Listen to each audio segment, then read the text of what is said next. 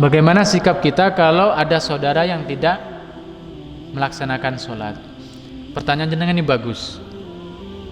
Siapapun dari kita, ada tetangga, saudara, bahkan misalkan orang tua sendiri atau anak sendiri atau siapapun itu, waliyadzubillah, kewajiban kita itu, sikap kita cuma satu, menyampaikan. Saya kulo teng jenengan ini nggak berhak memaksa. Jenengan tiap minggu dengerin ceramah dari kulo sak jaman atau 40 menit, jenengan nggak amalkan, itu bukan kewajiban saya. Kewajiban saya seperti kewajiban para rasul, para utusan, para nabi, yaitu kata Allah, in alaika illal balagh, atau wa ma alaika illal balagh. Kewajiban kamu Muhammad hanya menyampaikan. Hidayah itu milik Allah. Orang mengerjakan nggak mengerjakan, kalau dikerjakan berarti dapat taufik dan hidayah dari Allah. Kalau nggak dikerjakan ya udah, berarti keluar masuk dari kuping kanan, keluar dari hidung depan. Kewajiban kita hanya menyampaikan. Ada tetangga, ada saudara, sak waya-waya ingatkan.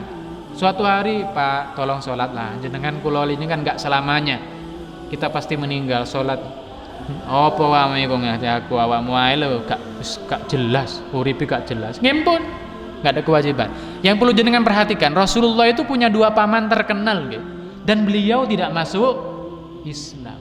Padahal mereka berdua menyaksikan langsung Rasulullah. Gini betul. Menyaksikan langsung mukjizat. Kita menyaksikan mukjizatnya Rasulullah nggak ada kecuali Al-Quran. Bulan pecah, batu ngomong, pohon kurma berjalan, mimbar Rasulullah yang ditinggalkan nangis, pohon yang dijadikan mimbar nangis. Setiap batu yang Rasulullah lewati semuanya uluk salam. Rasulullah dari jemarinya keluar air, mereka tahu semuanya, tapi mereka nggak masuk Islam. Bahkan mereka diceramai, bukan malah ditolak, Rasulullah dilempar sampai Rasulullah pingsan dan seterusnya. Ini Rasulullah, apalagi nopo kita. Jadi kita itu nggak ada kewajiban untuk memaksa orang lain untuk beribadah. Kewajiban kita hanya menyampaikan. Bapak kita, adik kita, tetangga kita, siapapun itu, kita nggak berhak memaksa kita. Sholat, kepuin. Kalau anak nggak apa-apa digitukan. Sholat bro, sholat,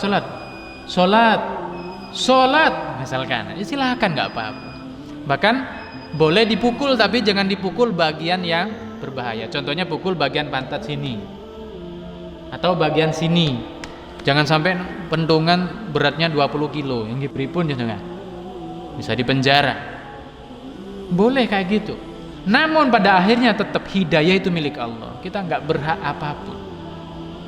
Gimana di Al-Quran itu, innaka la tahdi man ahbabta walakinallahu yahdi may yasha. Muhammad, kamu tidak akan memberi hidayah pada siapapun yang kamu cintai.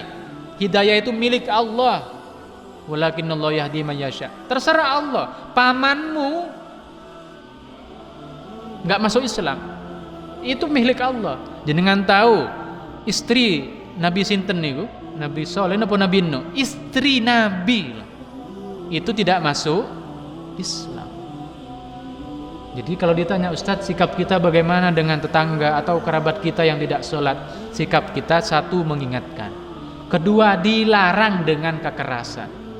Mengingatkan dengan cara yang baik sampai dia mau sholat. Paham ya?